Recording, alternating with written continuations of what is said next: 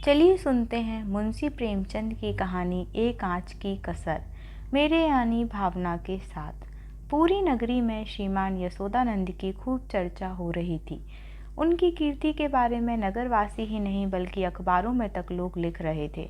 उन्हें बधाई देने के लिए उनके घर के बाहर लोगों की भीड़ जमा थी। यही तो होती है समाज सेवा, जो इंसान को इतना मान सम्मान दिला दे।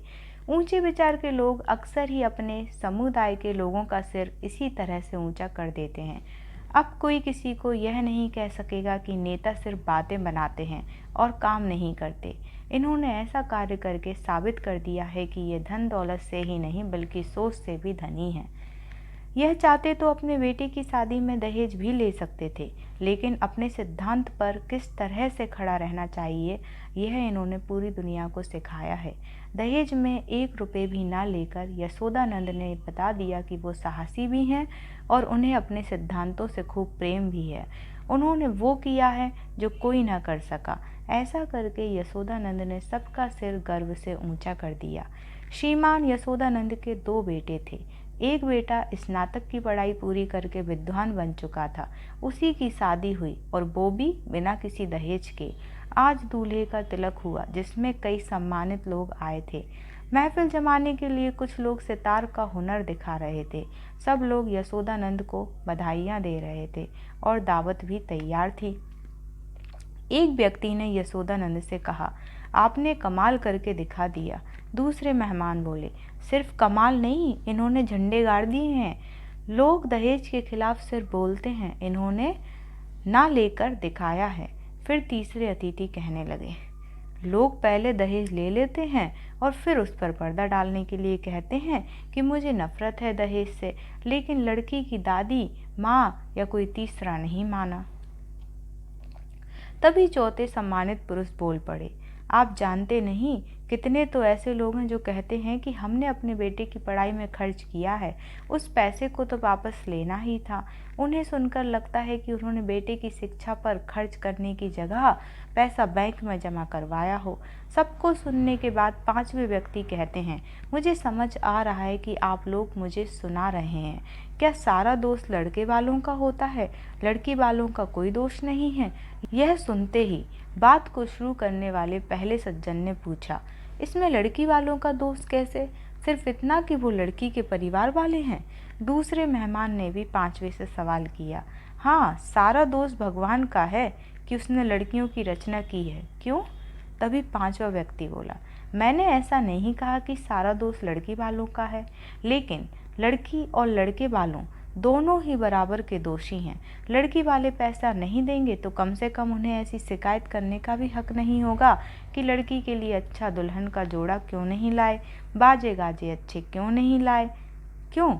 चौथे इंसान ने कहा, आपकी बात पर गौर करना चाहिए। फिर 5वां कहने लगा, बस तो आपको मानना होगा कि लड़कों के तरफ से दिए जाने वाले गहने जोड़े भी दहेज की तरह ही एक ऐसी प्रथा है जिनका त्याग होना चाहिए।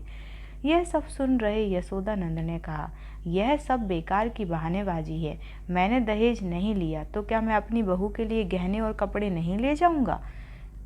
इतने में इस बातचीत की शुरुआत करने वाला पहला व्यक्ति बोला, आपकी बात एकदम अलग है।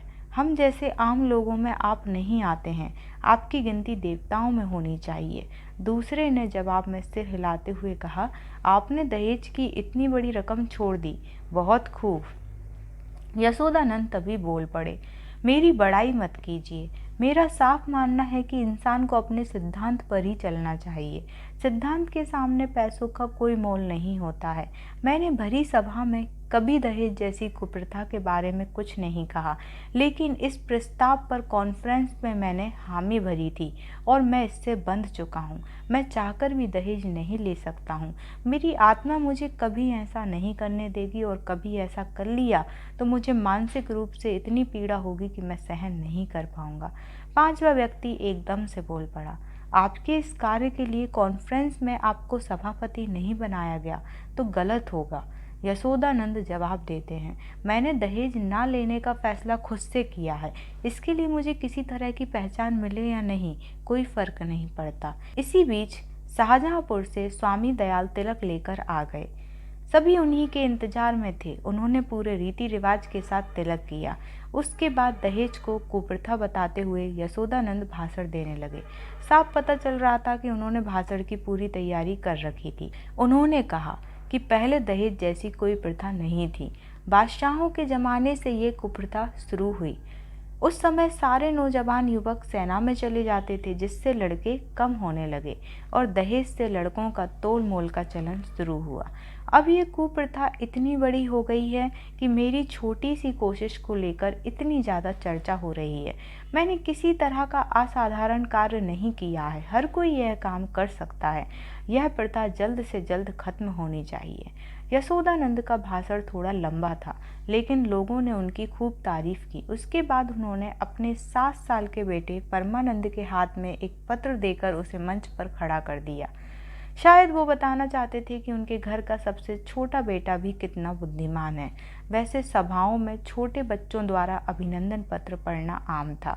तिलक के कामकाज को देखने के लिए यशोदानंद थोड़ा आगे चले गए और परमानंद ने पत्र पढ़ना शुरू किया। नमस्कार, आपके पत्र से ऐसा मालूम होता है कि आपको मुझ पर थोड़ा भी भरोसा नहीं है।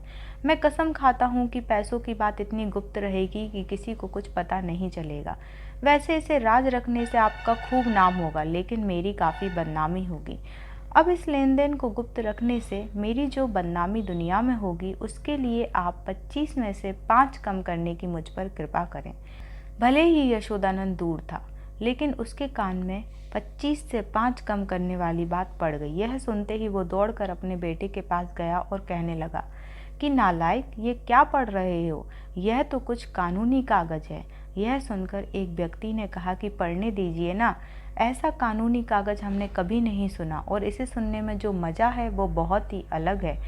तभी यशोदानंद की बड़ाई में बात शुरू करने वाले पहले मेहमान ने परमानंद से पूछा, बेटा तुम्हें ये कागज कहाँ से मिला? उसने जवाब दिया, मेज की दराज में ये रखा हुआ था। इन्होंने मुझे पहले ही कहा था कि कमरे में पत्र रखा है, पढ़ लेना। जब पढ़ा तो गुस्सा करने लगे। यशोदानंद ने कहा, नालायक, वो यह कागज था, इसे मेज के ऊपर रखा था मैंने। तुम्हें किसने दराज खोलने के लिए बोला था? इतना कहकर गुस्से से यशोदानंद अपने बेटे परमानंद की तरफ देखने लगे। पहले व्यक्ति ने कहा, साहब यह आकाशवाणी थी, अब कोई फायदा नहीं, सारा भांडा फूट चुका है। तभी अन्य लोग कहने लगे कि यह भी ऐसा ही निकला, चलो अब सब अपने अपने घर चलते हैं। दूसरा व्यक्ति बोला, इसी को तो नेतागिरी कहते हैं, किसी तरह से अपना उल्लू सीधा कर लेते हैं, पता ही नहीं चलता। चलिए चलते हैं अब। यशोदानंद ने लोगों को रोकते हुए कहा, अरे बैठिए, दावत तैयार है, पत्तल भी लग गए हैं, कुछ खाकर ही जाइएगा। तीसरे इंसान ने एकदम पूछा, आपको इस तरह की हरकत करते हुए शर्म नहीं आई? इतना सम्मान जो मिला था वो असली त्याग से मिलता है, इस कदर धोखाधड़ी से नहीं। चौथे व्यक्ति ने कहा, नहीं नहीं, इन्हें धोखाधड़ी से ही मिल गया था सब कुछ, बस एक आँच की कसर रह गई सब कुछ में। पांचवा अतिथि बोला, झूठा दिखावा करने वालों को भगवान इसी तरह से सजा देते हैं। इतना कहकर लोग यशोदानंद के घर से चले गए और वो अपने बेटे को गुस्से से देखता रह गया। उधर रास्ते में जाते हुए लोग यशोदानंद के घर हुए उस पूरे नाटक के बारे में कहने लगे कि पढ़े लिखे धनी और विद्वान लोग भी ऐसी हरकत करते हैं।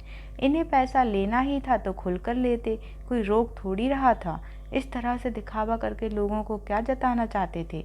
इन्हें पैसा भी कमाना है और मुफ्त की इज्जत भी चाहिए।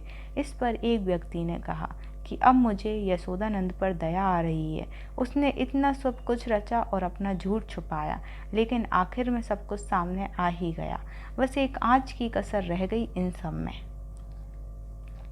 कहानी से सीख ये मिलती है कि झूठ फरेब की उम्र लंबी नहीं होती। सच कभी न कभी सामने आ ही जाता है। सच सामने आने का रास्ता खुद ढूंढता और झूठ का भांडा फोड़ देता है। दूसरी सीख यह मिलती है कि दहेज एक कुप्रथा है जिसे किसी को भी बढ़ावा नहीं देना चाहिए। और यहाँ कहानी समाप्त होती है।